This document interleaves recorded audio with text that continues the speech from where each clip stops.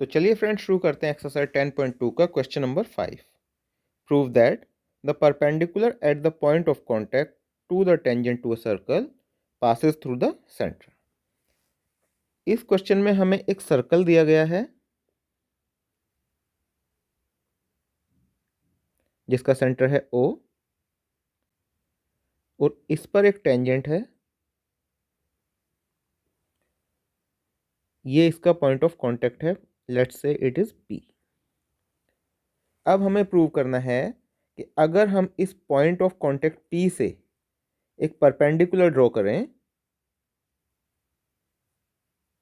तो ये centre O से पास करता है। तो इसको लिख लेते हैं। सबसे पहले लिखेंगे गिवन, लेट अस कंसीडर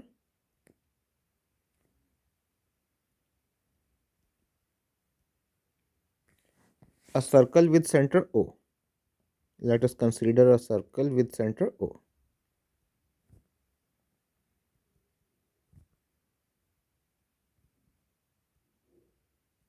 अब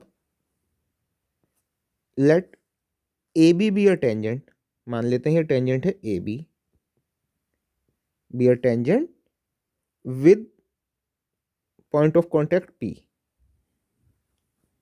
Let AB be a tangent to circle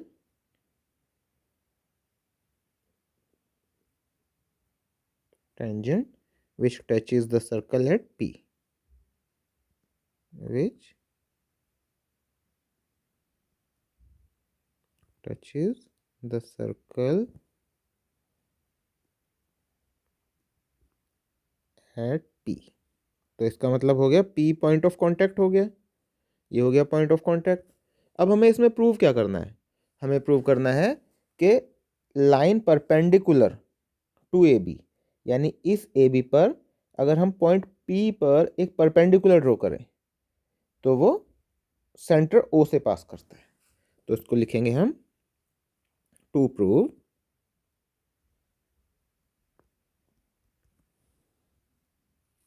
line perpendicular to A B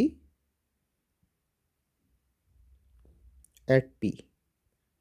इस P पॉइंट पर परपेंडिकुलर ऐसा नहीं कि कहीं भी खींचें, इस पॉइंट ऑफ कांटेक्ट P पर अगर हम एक परपेंडिकुलर ड्रॉ करेंगे तो वो सेंटर से पास करेगा। Line perpendicular to A B at P passes through center O.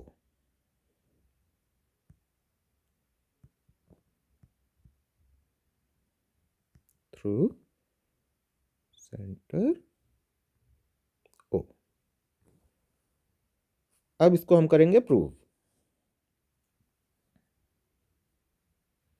तो इसको प्रूव करने के लिए फ्रेंड्स हम कॉन्ट्रडिक्शन मेथड यूज करेंगे। कॉन्ट्रडिक्शन मेथड में हम क्या करेंगे, हम एक दूसरा पॉइंट ले लेंगे, लेट से O डैश, और हम मानेंगे कि जब हम परपेंडिकुलर ड्रॉ करते हैं तो वो O से ना पास करके O डैश से पास करता है। हमने ए बी पर एक परपेंडिकुलर ड्रॉ किया जो O डैश से पास करता है, तो इसका मतलब ये हो गया O dash P B, angle O dash P B 90 degree होगा। तो इसको हम लिखते हैं, let us assume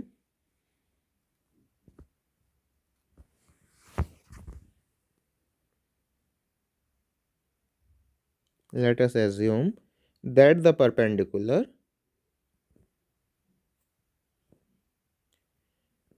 to AB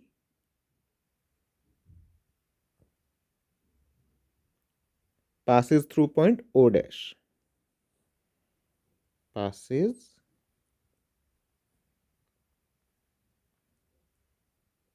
through point O dash। अब अगर ये O डैश से पास करता है तो इसका मतलब क्या हो गया, therefore angle O dash P B, भाई जब ये परपेंडिकुलर O डैश से पास करेगा तो angle O dash P B ये 90 डिग्री होगा, इज इक्वल टू 90 डिग्री। इसको हम इक्वेशन 1 मान लेते हैं। अब क्योंकि O इस सर्कल का सेंटर है और A भी टेंजेंट है, P पॉइंट ऑफ कांटेक्ट है, तो हमने थ्योरम 10.1 में पढ़ा था कि tangent is perpendicular, tangent perpendicular होती है रेडियस के eight the point of contact. तो इसलिए हम कह सकते हैं कि एंगल OPB ये भी 90 डिग्री है। तो इसको हम लिखेंगे because O is the center of circle, O is the center of circle and P is the point of contact, and P is the point of contact.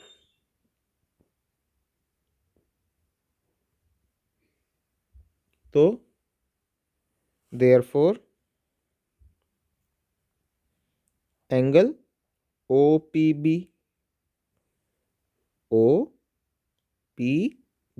ये एंगल ये भी 90 डिग्री होगा, इक्वल टू 90 डिग्री, और इसको हम 0.2 मान लेते हैं, इक्वेशन 2। और इसका रीज़न क्या देंगे हम? रीज़न वही होगा कि tangent is perpendicular to radius through the point of contact. Tangent is perpendicular to the radius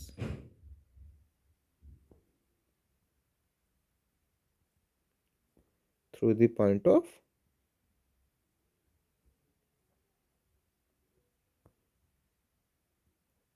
contact.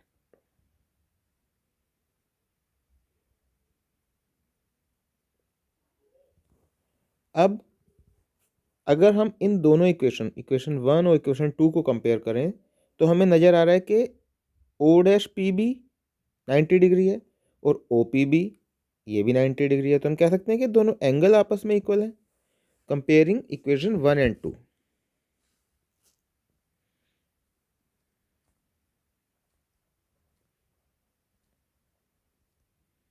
Comparing equation 1 and 2, we get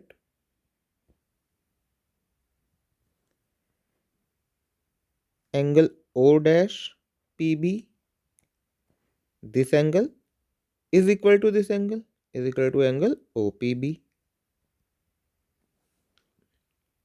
और ये कब पॉसिबल है भाई? ये एंगल और ये एंगल तभी पॉसिबल होगा ना जब ये दोनों पॉइंट एक ही जगह होंगे। O' और O जब सेम पॉइंट होगा तभी तो ये दोनों एंगल इक्वल होंगे। तो हम लिखेंगे it is only possible, it is only possible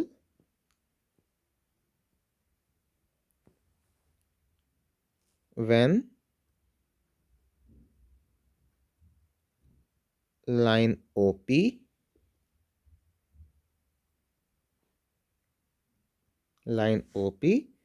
coincides with O'P,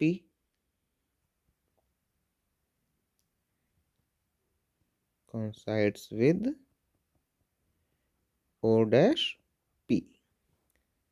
तो हम कह सकते हैं, यहाँ लिख लेते हैं आगे, therefore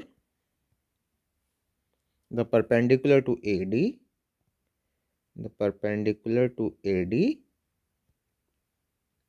through P